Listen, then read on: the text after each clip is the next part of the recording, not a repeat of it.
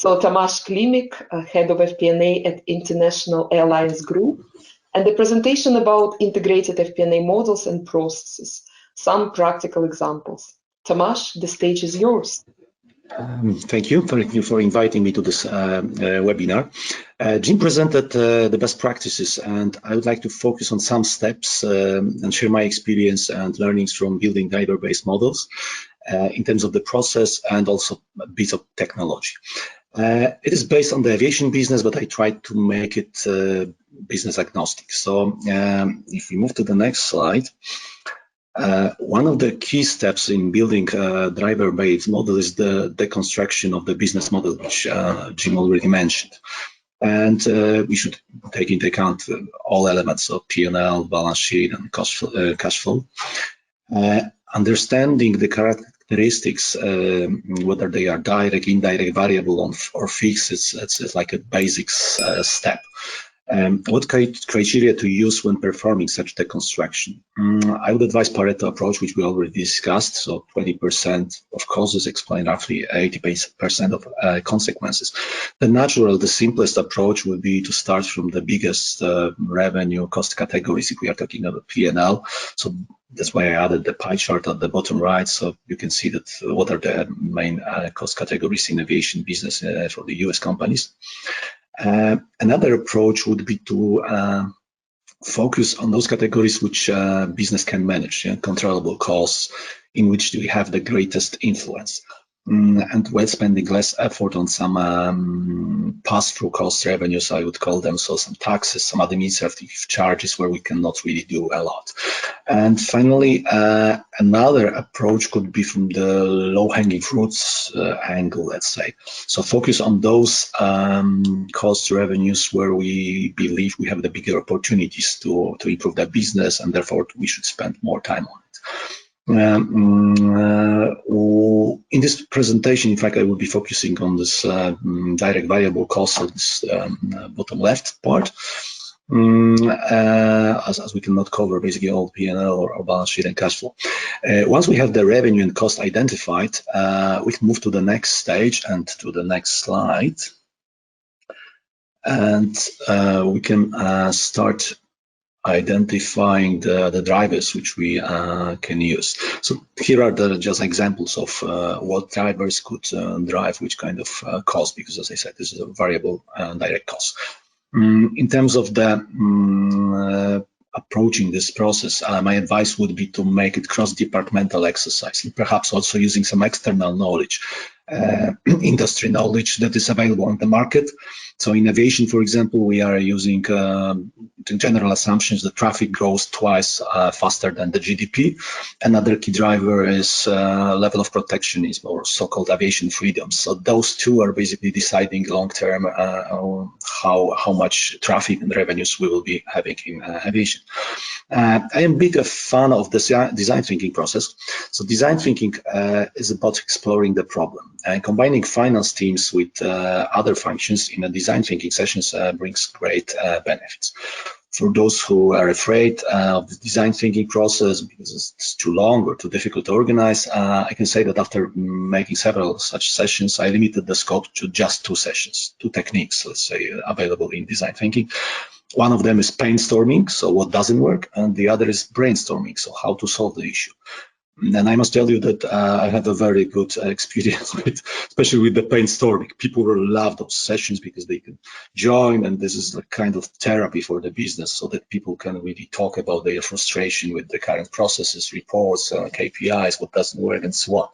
So it's really very. Of course, we have to understand that this pains should be immediately transferred into brainstorming and finding solutions.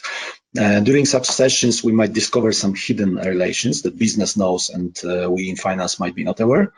And we can also understand better their needs in terms of their functions, on how to add value, improve decision making, improve performance.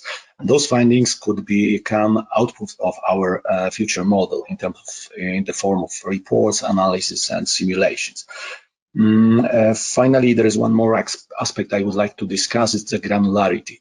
By doing such review, we need to look into the benefits and the costs. Benefits from the model or its added value should outweigh the cost of building the model. Higher precision will cost more.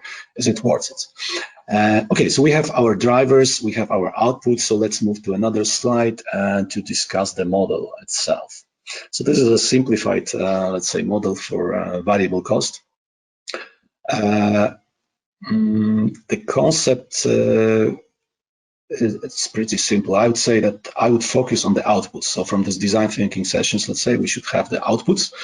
And of course, I put some of those which we are using, let's say in aviation, but this could be a different one. And I would start from the outputs, which would be the results, and then working backwards into the process and inputs to build a perfect, let's say, driver-based model. We should think not only about the implementation costs, but also about the cost of operating such models. So how many people we will need, and what effort is this effort flagged across the months, or it will result in some overtime, and how difficult it will be to manage. The right side, I would call it, is about effectiveness. So answer the question, what should be done, or as lean methodology says, build the right thing. The left and center, input and process, are more about efficiency. So we answer the questions how, or if you like, agile methodology, build the thing right. Few topics to be considered at this point.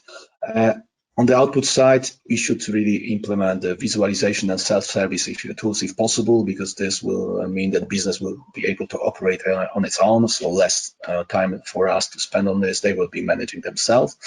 Current low-code and even no-code solution are allowing finance people to build such models. So my preferred option is to do it in-house. The next area in terms of the technology is whether the technology will be picking up or is agile or not. Especially that the business we are running could be also transforming, digitalizing, going online, and those things has to be changed very quickly. So our models should be also pretty agile to follow the business. Agile means that we can build such model in 6 to 12 weeks, basically. That's the goal. Change management is important because we will be not only finance, but also the other functions will be involved. So I'd like to explain it on the next slide. This integrated approach is enables to connect all functions and entering the drivers only once. And hopefully this will be right first time, and achieving the single version of the show. Selling the idea to the whole organization shouldn't be too difficult, because each of those departments will have their benefits in exchange for some of their efforts. So there will be some reciprocal benefits, let's say. Different tools are available on the market that should meet the requirements of smaller or bigger companies, or smaller and bigger budgets. So that's the choice which we have to do. And moving to the next slide, I would like to talk about the post-implementation phase. So once the model is built and we start using it, we are entering the continuous improvement stage. One of the most popular outputs of such driver-based model is, of course, the variance analysis.